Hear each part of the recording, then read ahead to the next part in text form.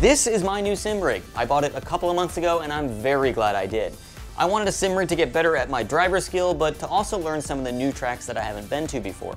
What better way to get acclimated to the track than driving it virtually? And I've been having a ton of fun doing so. This sim rig is awesome and I have no regrets on buying it. The only regret that I have is not buying it sooner. I really don't know why I've waited so long to get into the world of sim racing, but here we are, we have it now, and we're all in. My sim rig setup is somewhat simple, but it's pretty powerful. For the monitor, we have a Samsung 49-inch curved display. I went with a single curved monitor because I didn't want to have any bezels to be in my line of sight when I'm driving. I like to be able to just kind of look across the screen and see into the corners without any bezels blocking my view. For the wheelbase, I went with the Fanatec DD1 podium base. This is a direct drive with a lot of force feedback, way more than I need. Honestly, I keep it turned down most of the time to about 40%, but it is very direct and it feels really nice and very precise. As for the wheel, I'm running the Formula V2.5 Fanatec wheel. It has Alcantara grips, it's really comfortable, it's really nice, it's got a bunch of buttons on it. This wheel is great, but I would also like to have a round wheel because it's a little bit harder to drift a car or slide a car around because you can't really take your hands off of the wheel. It's kind of difficult to make it around some tight corners. As for the pedals, I'm running the Fanatec V3 pedals with a brake performance mod. This is a pretty good pedal setup for the money. It has a little bit of vibration in each of the pedals, so you can get a little bit more feedback in the pedal feel, and you can also make the brake pedal very stiff, which is nice because my Civic Time Attack car has a pretty stiff brake pedal because there's no brake booster. So it's nice that I can have something that is similar to what my actual driving setup is to help translate into some real-world racing. As for the chassis, this is a Simlab P1X chassis.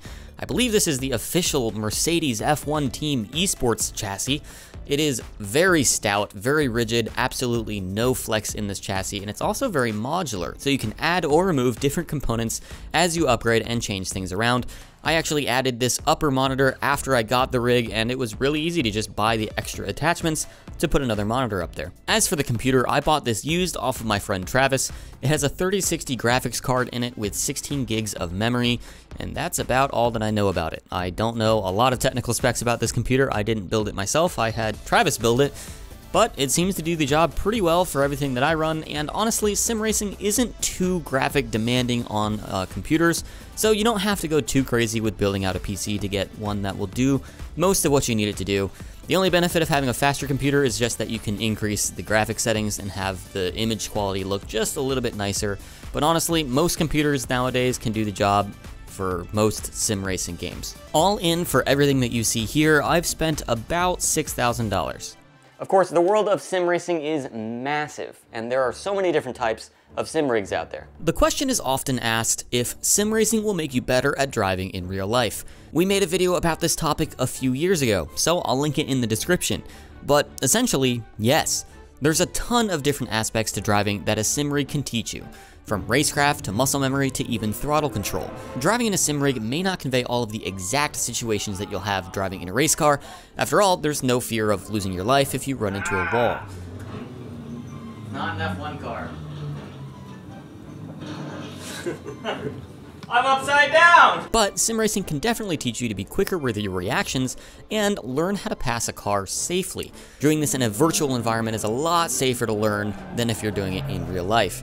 So I would highly recommend it if anybody's trying to get into even just tracking at HPE track days, or if you're looking to do wheel-to-wheel competitions. Driving in a sim virtual environment will really help hone your craft. It can be not even something as complex as racecraft as much as just feeling out the brake pedal and how to roll onto the throttle smoothly into a corner that doesn't upset the weight of the car. Sim racing has come a long way in recent years, even since we made our last video in 2019.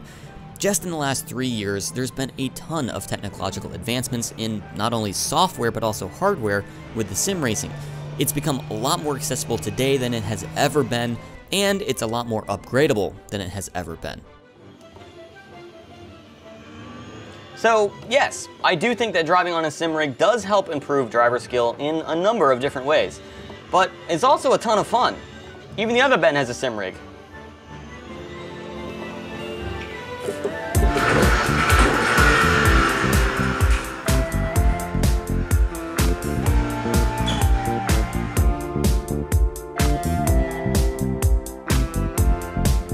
Yeah, Sim racing is a blast. This is my rig. I've been racing on iRacing on Assetto Corsa since 2019 or so, and I love it. It is an awesome pastime. It's great practice for racing. I have recently upgraded to a bunch of Fanatec stuff and a newer PC. PC was assembled before COVID, so this was like 800 bucks. That's not realistic anymore with the graphics card shortages, but the Fanatec, I have the Club Sport stuff. I think it's the 1.5, which is discontinued at this point, but they just have new stuff to replace it. So I think all told with the monitors and this rig thing, I think it's like 3 or 4 grand, but I got all this stuff used. People are always looking to sell their simulators, so hop on, you know, Facebook Marketplace, on Craigslist, on whatever, and you'll probably find a deal.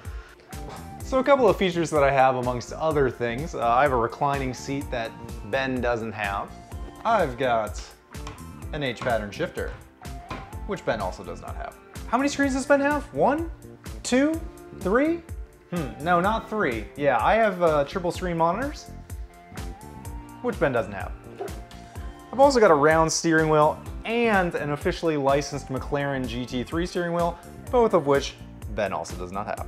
Sim racing is a great way to waste a lot of money, but also it's not entirely a waste if you can somehow justify getting better as a driver, because it does make you a lot better as a driver, and that's just a fact. I have logged like 950 hours on Assetto Corsa over the last 3 years, and in that time I have absolutely noticed my car control has improved, and the number of times that I've been able to practice racetracks before I actually go and race at them in real life, either on Assetto or on iRacing. It really makes a difference when you drive a track, even in a simulated environment, with a steering wheel in a car that's somewhat similar to the one that you're going to drive in real life, and then go there in real life. You are immediately acclimatized to the racetrack, and you can start going fast, faster.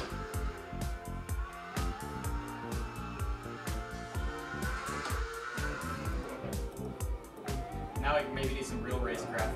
Oh, well, that was an easy pass. Alright. It spins you out so hard if you downshift aggressively.